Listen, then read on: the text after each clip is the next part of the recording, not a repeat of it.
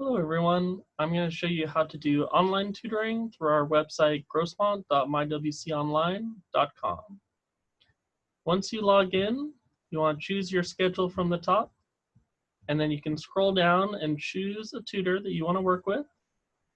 I'm going to choose Carlton at 3 o'clock and select the appointment time here. And then in the appointment form, it's going to show our online tutoring options. So Carlton has e-tutoring or online tutoring available.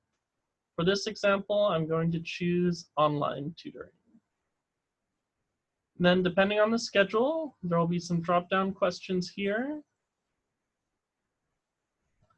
And if you want, you can attach a file if you think that will help the tutor with your online session.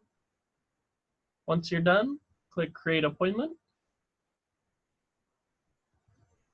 And then you'll see here in your appointment form, this box that says Meet Online, and this link here that says Start or Join Online Consultation. If you close this window, you can open it back up by clicking on your appointment again, which will show up as gold on the schedule. So your tutor will log in at the time of the appointment, and you should too by clicking on the link here at 3 o'clock. And that's going to open the live online tutoring space. So if you have a camera or microphone set up, it will show up here on the left. You have this area in the center where you can exchange text or other resources with the tutor. And then here on the right is a chat box where you can communicate with the tutor as well. So if you and the tutor both have video and audio, you can communicate that way. And if you don't, you can still do the live tutoring by using the chat box and communicating here in the center area. If you have a math appointment, you can insert math symbols using this icon here, where you can choose from a series of common symbols